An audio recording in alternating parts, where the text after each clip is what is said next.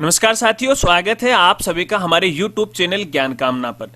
तो दोस्तों, CRPF technical और ट्रेड्समैन या ट्रेडमैन कांस्टेबल भर्ती 2023 का ऑनलाइन आवेदन फॉर्म कैसे भरा जाता है उसके बारे में स्टेप बाय स्टेप जानकारी इस वीडियो में मैं आपको देने वाला हूं, यानी फॉर्म भरकर आपको दिखाने वाला हूं।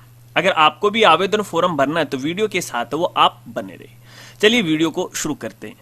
तो दोस्तों, फॉर्म भरने के लिए जब आप सीआरपीएफ की ऑफिशियल वेबसाइट पे आओगे तो यहाँ पे देखिए आपको कोई भी डायरेक्ट लिंक है फॉर्म भरने के लिए नहीं दिखाई देगा, क्योंकि डायरेक्ट जो लिंक है इनकी वेबसाइट पर है ही नहीं। तो फिर आप ये आवेदन फॉर्म कैसे भरोगे? तो दोस्तों, इसके लिए हमने हमारी वेबसाइट पे एक पोस्ट है वो डाल रखी है। इस पोस्ट में वैसे तो इस भर्ती के बारे में हमने टोटल जानकारी दी है, पढ़ना चाहो तो आप पढ़ सकते हो। जब थोड़ा सा आप यहाँ पे नीचे आओगे तो नीचे आने के बाद देखिए आपकी सुविधा के लिए यहाँ पे कई प्रकार के लिंक है वो प्रोवाइड करवाए गए हैं। किसी एक लिंक पे आपको क्लिक करना है और इसका जो लिंक है आपको वीडियो की डिस्क्रिप्शन में वो मिल जाएगा। और वैसे भी मैं आपको बता दूं, हमारी वेबसाइट का नाम है www.rajgurji.com। जैसे आप हमारी वेबसाइट पे आओगे, यहाँ पे मेनू बार में आपको जॉब न्यूज का एक मेनू है मिल जाता है, एक नया पेज ओपन होता है और इस नए पेज में थोड़ा सा नीचे आओगे तो यहाँ पर देखिए आपकी सुविधा के लिए डायरेक्ट लिंक है वो प्रोवाइड करवाया गया है। और इस नए पेज में जो भी लेटेस्ट भर्ती चल रहे हैं, जो भी नोटिफिकेशन है, उनकी जानकारी आपको यहाँ पे मिलती रहती है। और वैसे भी जब आप हमारी वेबसाइट के होम पेज पे आओगे तो थोड़ा सा आपको यहाँ पे नीचे आना है और नीचे आने के बाद देखिए यहाँ पे जॉब का एक सेक्शन आपको दिखाई देगा। आपकी सुविधा के लिए यहाँ पे लिंक है वो प्रोवाइड करवाया गया है। किसी एक लिंक पे आपको क्लिक करना है।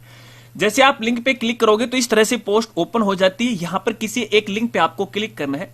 जब आप किसी एक लिंक पे क्लिक करोगे तो इस तरह से देखिए इंटरफेस आपको यहाँ पे दिखाई देगा। यहां से आपको आवेदन फॉर्म भरना पड़ेगा। अब दोस्तों, आवेदन फॉर्म भरने से पहले आपको जानकारी देना चाहूंगा। देखिए, सबसे पहले तो अगर आपने अभी तक रजिस्ट्रेशन नहीं किया है तो पहले आपको रजिस्ट्रेशन करना पड़ेगा। अगर आपको नहीं पता है कि रजिस्ट्रेशन कैसे किया जाता है तो इसके लिए भी हमने अलग से वीडियो बना रखी है। जब आप हमारे चैनल पे विजिट करोगे तो देखिए ये वीडियो आपके सामने आ जाएगी। इसमें रजिस्ट्रेशन की टोटल जानकारी दी गई है और वैसे भी इस वीडियो का लिंक आपको वीडियो के डिस्क्रिप्शन में वो मिल जाएगा। आपकी जानकारी के लिए बताना चाहूंगा, देखिए पहले यहाँ पे 31 मार्च तक है केवल रजिस्ट्रेशन है वो हो रहा था, ठीक है। ऑनलाइन आवेदन फॉर्म है वो नहीं भरा जा रहा था। अब ऑनलाइन आवेदन फॉर्म है वो 1 अप्रैल 2023 से है। इसका जो लिंक है वो एक्टिव हो गया। अब दोस्तों, मान लीजिए आपने रजिस्ट्रेशन कर लिया और रजिस्ट्रेशन करने के बाद आपको अपने यूजर आईडी से लॉगिन करना है। और लॉगिन करने के लिए यहाँ पे देखिए आपको लॉगिन का ऑप्शन मिल जाता है, या फिर थोड़ा सा आप यहाँ पे नीचे आओगे ना तो यहाँ पर भी देखिए लिंक है वो मिल जाता है, क्लिक हियर। किसी एक लिंक पे आपको क्लिक करना है। जैसे आप यहाँ पे क्लिक करोगे तो इस तरह से देखिए लॉगिन पेज है वो ओपन हो जाता है। यहाँ पर आने के बाद आपको अपने यूजर आईडी और पासवर्ड डालना है।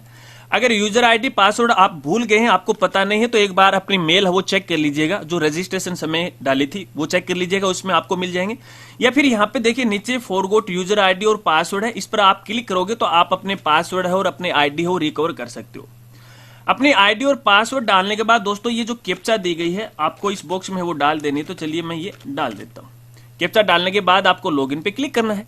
जैसे आप लॉगिन पे क्लिक करोगे तो देखिए इस तरह से एक पॉपअप मेनू आपके सामने आ जाएगा रजिस्ट्रेशन का। इसे आपको क्लोज कर देना है। क्लोज करने के बाद जो रजिस्ट्रेशन के समय आपने जो अपने बारे में डिटेल डाली थी, कुछ बेसिक थी, वो आपको यहाँ पे देखने को मिल जाएंगे। और यहाँ पे जिस पोस्ट के लिए आप आवेदन कर रहे हो वो भी आपको देखने को मिल जाएगी। हालांकि फिलहाल की स्थिति में पोस्ट को आप यहाँ पे चेंज है वो नहीं कर सकते, क्योंकि हमने रजिस्ट्रेशन के समय है इसको वहां पे ऐड किया था।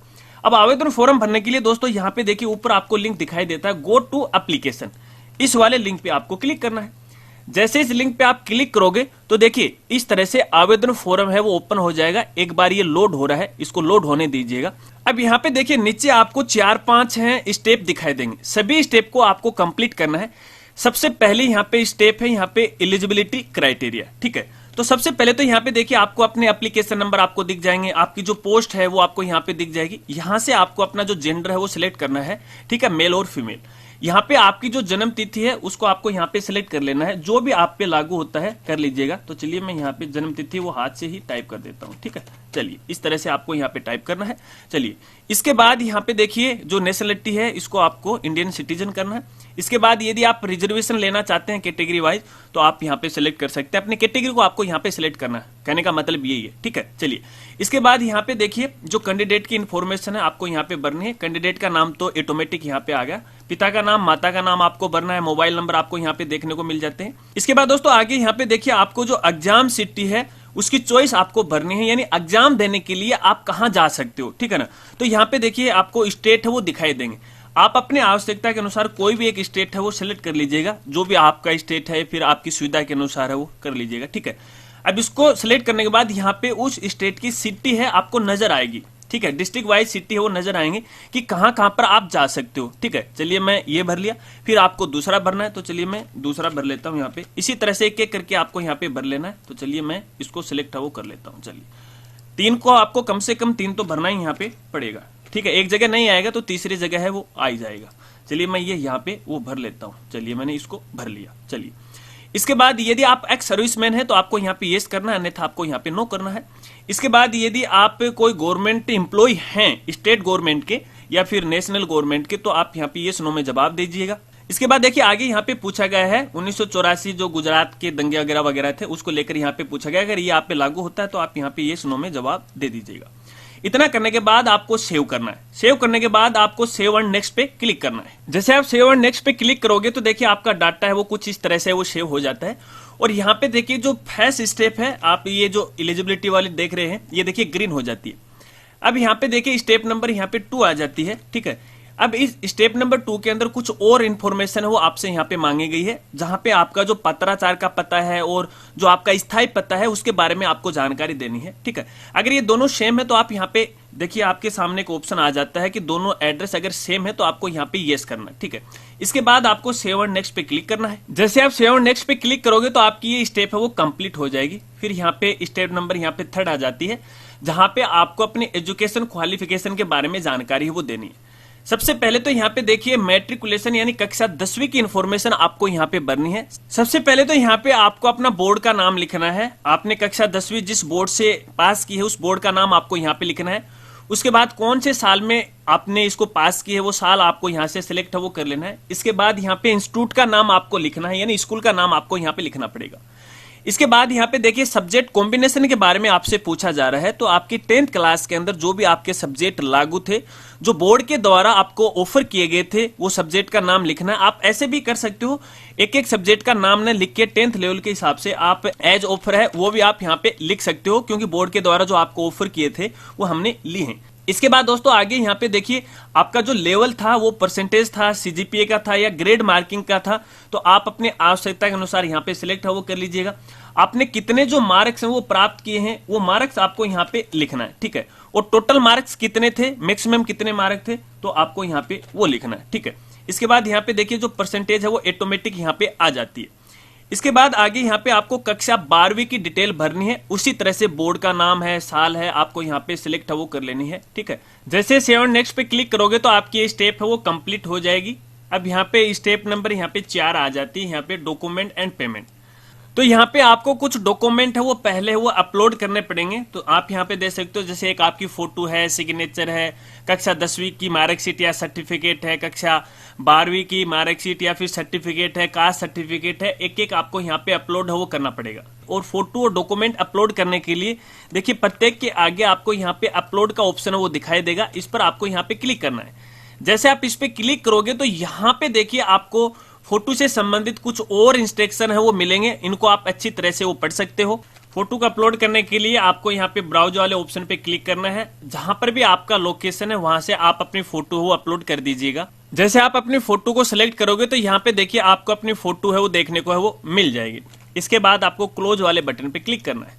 जैसे आप इस पे क्लिक करोगे तो आप यहाँ पे देख सकते हो कि आपकी जो फोटो है वो यहाँ पे अपलोड हो चुकी है। अगर आप देखना चाहते हो तो इस पर आपको क्लिक करना है, फोटो आपको यहाँ पे दिखाई देगी। इसके बाद आपको सिग्नेचर अपलोड करने हैं, जहां पे आपके सिग्नेचर हैं सेलेक्ट कर लीजिएगा।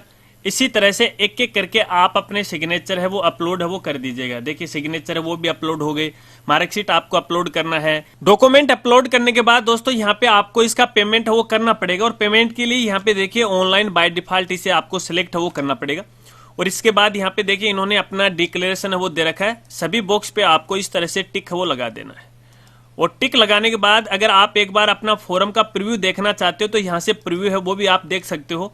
तो देखिए इस तरह से जो भी आपने डिटेल भरी है वो आपको कुछ इस तरह से दिखाई देंगे। अगर किसी प्रकार की कोई गलती है तो आप इसे अपडेट है वो कर लीजिएगा, पेमेंट मत कीजिएगा। पेमेंट करने से पहले आप इसे अपडेट कर लीजिएगा। चलिए हमारी सभी डिटेल है वो सही है। मैं यहाँ पे ये कैप्चा वो डालता हूँ, आपको भी इसी तरह से डालना है, फिर आपको सबमिट पे क्लिक करना है।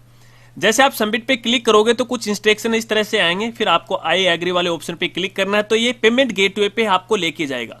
अब यहां से आपको ऑनलाइन है वो पेमेंट करना पड़ेगा। अब पेमेंट के देखिए कई माध्यम है आपके पास। यदि आपके पास नेट बैंकिंग है तो उससे भी आप कर सकते हो, कोई क्रेडिट कार्ड डेबिट कार्ड है तो उससे भी आप कर सकते हो, या फिर आपके पास कोई यूपीआई है जैसे फोन पे गूगल पे से आप करना चाहते हो तो उसके द्वारा आप कर सकते हो। तो चलिए अपने यहाँ पे यूपीआई के द्वारा है वो पेमेंट करेंगे। जैसे आप इस पे क्लिक करते हो तो क्लिक करने के बाद देखिए इस तरह से रेफरेंस नंबर आ जाती है। उसके बाद आप किस माध्यम से यहाँ पे पेमेंट करना जा रहे हो तो यहाँ पे देखिए क्यूआर को आप सिलेक्ट है वो कर सकते हो। जैसे आप इसको सिलेक्ट करते हो तो यहाँ पे देखिए क्यूआर कोड है आपको यहाँ पे दिखाई देगा। अब इस क्यूआर कोड को जो भी आपके पास सुविधा है फोन पे गूगल पे वहां से आपको इसको स्कैन करना है। जैसे आप इसको स्कैन कर लेते हो और यहाँ पे जैसे आप ओटीपी वगैरह वगैरह लगा देते हो तो यहाँ पे अगर आपका पेमेंट सक्सेसफुली हो जाता है तो यहाँ पे देखिए आपका पेमेंट है वो वेरीफाई है वो आपको दिखा देगा। साथ साथ में यहाँ पे देखिए टाइमिंग है वो भी चल रहा है। इस टाइम से पहले पहले आपको अपना जो पेमेंट है वो करना है। कुछ समय के लिए देखिए आपके सामने ये स्टेटस आ जाता है कि आपका जो पेमेंट है वो सक्सेस हो चुका है। ओके पे आपको यहाँ पे क्लिक करना है और यहाँ पे देखिए आपके सामने है रेफरेंस नंबर भी आ जाता है और यहाँ पे आपको कुछ समय के लिए वेट करना है, ठीक है ना। पेमेंट होने के बाद आपको वेट करना है। यदि ये जो पोर्टल है वापस पहले वाले पोर्टल पे रीडायरेक्ट नहीं होता है जहां से अपन आवेदन फॉर्म भर रहे थे, अगर वहां पे रीडायरेक्ट नहीं होता आप थोड़ा सा वेट कीजिएगा, जल्दबाजी मत कीजिएगा, ठीक है। एक बार पेमेंट सक्सेसफुली होने के बाद देखिए वापस है ये उसी पोर्टल पे है वो रीडायरेक्ट हो जाएगा। तो यहाँ पे देखिए पेमेंट सक्सेसफुली का मैसेज आपके सामने आ जाता है, क्लोज आपको करना है। अब आपका यहाँ पे देखिए भरा हुआ आवेदन फॉर्म आपको कुछ इस तरह से वो दिखाई देगा। अगर आप इसे प्रिंट करना चाहते हैं तो यहाँ पे देखिए ऊपर आपको प्रिंट का ऑप्शन मिल जाएगा, इस पे आपको क्लिक करना है और पीडीएफ फाइल में भविष्य के लिए आप इसे सेव है वो रख सकते हैं। तो देखिए मैंने यहाँ पे इसको सेव कर लिया, फिर आपको यहाँ पे क्लोज करना है, ठीक है। बस इतना ही काम आपको यहाँ पे करना है। अगर दोस्तों पेमेंट करते समय मान लीजिए आपका पेमेंट आपके बैंक अकाउंट से कट जाता है और यहाँ पे सक्सेसफुली आपको नहीं दिखाई दे रहा है तो आपको यहाँ पे देखिए थोड़ा सा वेट करना है, ठीक है ना। 24 घंटे का आपको वेट करना है। उसके बाद वापस आपको लॉगिन करना है और लॉगिन करने के बाद शायद आपका जो पेमेंट है वो सर्वर पे अपडेट हो जाएगा और सक्सेसफुली हो जाएगा। अगर फिर भी यहाँ पे सक्सेसफुली नहीं होता तो यहाँ पे देखिए हेल्प डेस्क का ऑप्शन आपको नजर आ रहा है। यहाँ से आप अपनी समस्या है इनको दर्ज है वो करवा सकते हो और आपकी समस्या का जो समाधान है जल्द से जल्द है वो किया जाएगा। तो दोस्तों इस प्रकार से तो अपन सीआरपीएफ कांस्टेबल भर्ती 2023 का ऑनलाइन आवेदन फॉर्म है वो भर सकते हैं। शायद आप समझ गए। अगर इसको लेके यदि आपके और भी कोई सवाल है तो आप वीडियो के नीचे कमेंट कर सकते हैं, मैं आपकी पूरी हेल्प करने की कोशिश करूंगा। अगर वीडियो जानकारी आपको अच्छी लगी हो तो वीडियो को लाइक कर देना और शेयर कर देना और इसी प्रकार से आगे नए नए अपडेट की जानकारी चाहते हैं तो चैनल को आप सब्सक्राइब कर लीजिएगा। मिलते हैं फ्रेंड्स अगली एक नई वीडियो के साथ, तब तक के लिए जय हिंद जय भारत।